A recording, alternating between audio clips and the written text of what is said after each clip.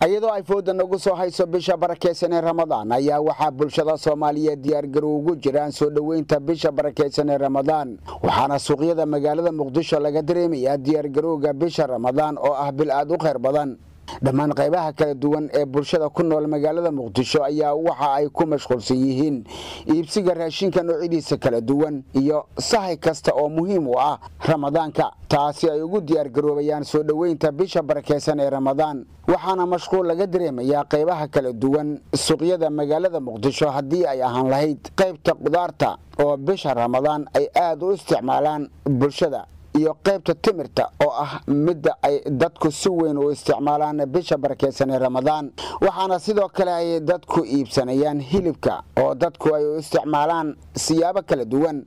inta lagu guda jiro bisha barakeysan ee Ramadaan sidoo kale waxa sarakac laga dareemayaa qiimaha qudaarta sabab la xiriirta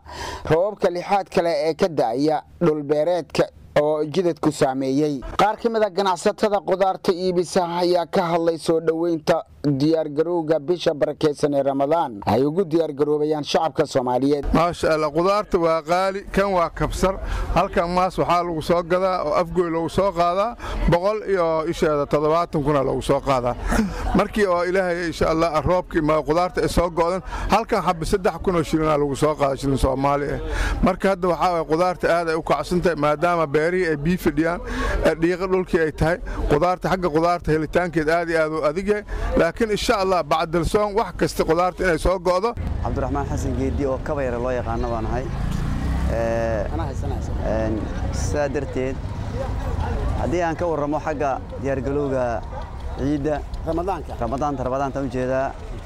Ramadaanta diyaar galowgeegu aad buu wanaagsan yahay dadku waxa u diyaar galoobayaan sidii ay badeeco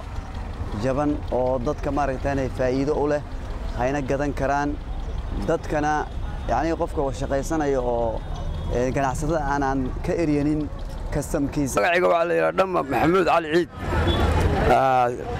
waxa weeye halkan aad arkaydaan jidadkan waxaan ka shaqeynaynay aniga iyo maamulka degmada konsulkaas oo dhan waxaan bilownay shalay iyo daraad jidadkan hadda wad arkaydaan waa furan yihiin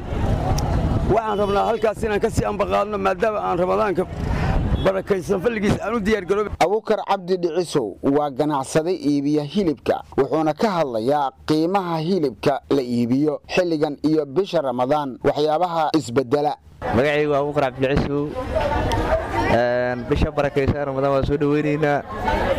kula diyaar garow wax bisbedelo hadda gooniyo ma hayno laakiin waa rajaynaynaa gudoomiye ku-xigeenka dhinaca arrimaha bulshada ee maamulka degmada Xamarweyne gobolka Banaadir Maxamuud Cali Xasan Maxamuud Dheere ayaa ka hadlaya ka maamul ahaan doorka ay ugu qayb qaadan karaan bisha barakeysan ee Ramadaan sida lagu diyaar garoobayo bisha barakeysan soon degmada Xamarweyne degmada Xamarweyne aad ay ugu diyaar garowday bisha barakeysan soo dhaweynteeda iyo sidii maartay ummadda Soomaaliyeed ku nool halkan gaar ahaan reer Xamarweyne ama ay soo ku soo dhaweyn la ama cibaadaysan lahayn diyaar garowga ku jiraan diyaar garowga nooc fara badan yahay midda amni degmadu hay'adaha amniga iyo maamulka degmada dhamaan waxay diyaar garow u jiraan sidii dadkaas cibaadaysanaya ee soonka waad ogtahay markii soonka dadku Soomaan oo la afar habeenkii waa la soconayaa maalintii waa la adeeganayaa dhammaan hawshaas oo dhan si looga shaqeyn lahaa